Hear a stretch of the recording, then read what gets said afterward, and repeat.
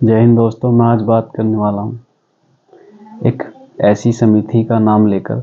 एक ऐसा स्कीम किया जा रहा है कि आप हमें अपना रजिस्ट्रेशन दें, यानी रजिस्ट्रेशन का मतलब आधार कार्ड दे, एक फ़ोटो दे, हम आपको 1 महीने बाद 10,000 रुपये देंगे बिना ब्याज के। आपको वो मतलब ईएमआई के द्वारा वापस लौटाने, आपका कोई इंटरेस्ट नहीं, कोई ऐसा कुछ नहीं लगेगा। आपको केवल जितने लेंगे इतने ही वापस देंगे, जबकि ऐसा मुमकिन नहीं। और सबसे बड़ी बात है, 14 साल के बाद ही ले सकते हैं।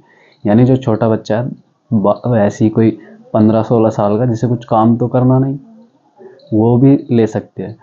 अभी तक हमने देखा है कि अगर जैसे आपको 10,000 रुपये किसी से उधार लेने हैं, तो आप अगर 14 या 15 साल के हो, तो इसमें क्या करना होगा, आप अपने पापा को ले जाओगे, मम्मी को ले जाओगे कि हमें इस आदमी से उधार दिलवा दो 10,000 रुपये। लेकिन इन्होंने क्या है, उल्टा करा है कि आप बच्चे के बिहाफ पे हमसे पैसे ले लो, बच्चे का आधार दो, बच्चे का फ़ोटो दो, हम आपको 10,000 रुपये देंगे, आप अपने बच्चे से भरवाते रहना, यानी आप भी भरते रहना, इस बच्चे से भरवा।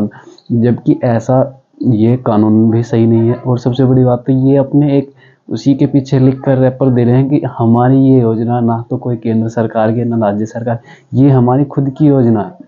मतलब भाई साहब, खुद की योजना, मतलब तुम कोई गवर्नमेंट में हो, पावर में हो, क्या हो तुम, मतलब खुद की योजना होती है कोई? खुद की योजना कोई मतलब घर की बात है कि हाँ ये हमारे घर की बात है कि हम आज आलू नहीं गोभी खाएंगे, आज हमारा मन बैंगन खाने का है, टमाटर खाने का।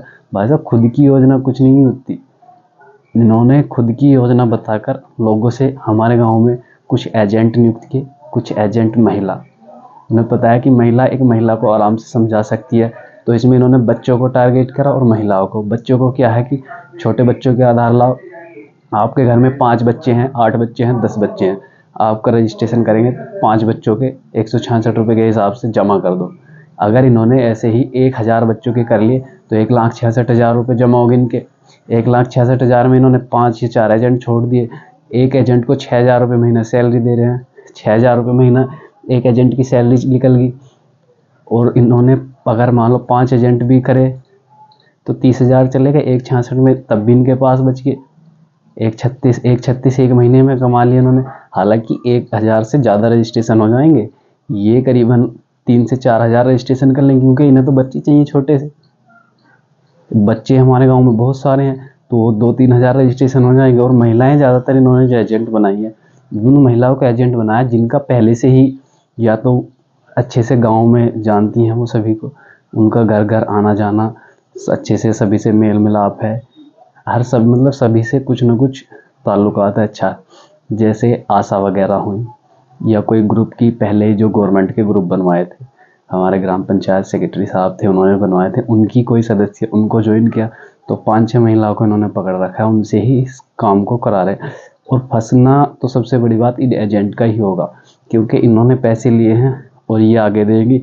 हालांकि बाद में कह देंगे कि आपके 166 रुपये कोई इतनी बड़ी बात नहीं है, पर उनके लिए देखो 166 रुपये कितनी बड़ी रकम बनकर एक दिन सामने आएगी। 166 यानी 1,66,000 रुपये, और 1,66,000 रुपये कोई एक महीने में कितने भी अच्छा कमाने वाला हो आसानी से कमा नहीं सकता।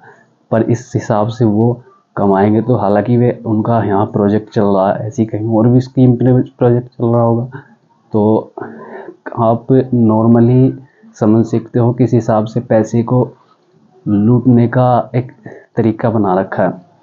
हो सकता है कोई एनजीओ या संस्था इन्होंने रजिस्ट्रेशन करा रखी हो, तो इसका मतलब ये थोड़ी आप किसी को भी लूट लोगे। एनजीओ संस्था का मतलब ये थोड़ी होता है कि आप लूटो। एनजीओ संस्था लोगों का भला करती है। एनजीओ संस्था मतलब किसी को खाना प्रोवाइड करना, बहुत सारे प्रकार की सेवा हो सकती है। ये तो सेवा थोड़ी होती है आपको हम पैसा देंगे, आप पैसा हमें वापस दो, ये कोई सेवा नहीं होती, ना ही ये कोई सेवा का उसमें श्रेणी में आएगा। तो इससे एक गलत तरीके का पैसा वसूल करने का गलत तरीका है। अपने आसपास हो रही सभी महिलाओं को बताओ, ये महिलाओं को आसानी से अपने बहकावे में ले रही हैं। मैंने इनके एजेंट जो उनसे भी बात की, वे भी कुछ नहीं बता रहे। जो इनके मैन हैं उनसे भी मैंने बात की, वो भी कुछ नहीं बता रहे। सब बोल रहे हैं कि ऐसा अगर आपको लेना है तो बताओ, नहीं लेना है तो कोई समस्या ही नहीं, हाँ अपना काम करो, क्यों खामे खामे में परेशान कर। भैया मेरा गांव लूट रहा है, मैं परेशान ना क्यों ना हो, मेरे गांव के बच्चे महिलाएं सबको तुम बेवकूफ़ बनाने इतनी आसानी से थोड़ी करने दूंगा।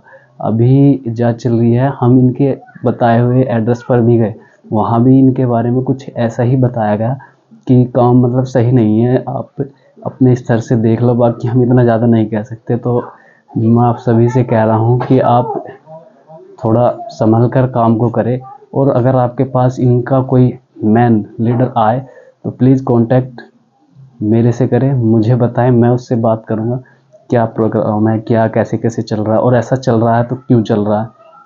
आप सीधा सा समझ सकते हो, कोई भी मतलब मुझे कोई उधार दे सकता है, मान सकता हूँ, क्योंकि मैं 18 साल से बड़ा हूँ।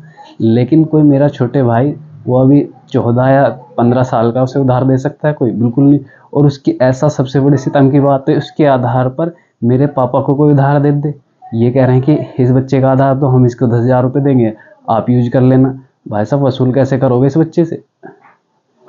सीधी सी बात है, वो बच्चा कल को मना कर दे, मुझे दिए नहीं, वो फिर आप कोर्ट में कैसे ले जाओगे, कैसे उसको कर लोगे?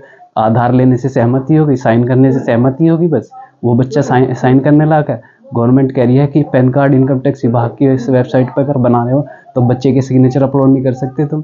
18 साल से पहले पिता के सिग्नेचर कराओगे, तुम बच्चे के सिग्नेचर करा रहे हो। ये गलत तरीका है। पैसे एक तरह से 166 रुपये का आपने स्कीम किया है, मैं कह सकता हूँ बिल्कुल सरेआम स्कीम है।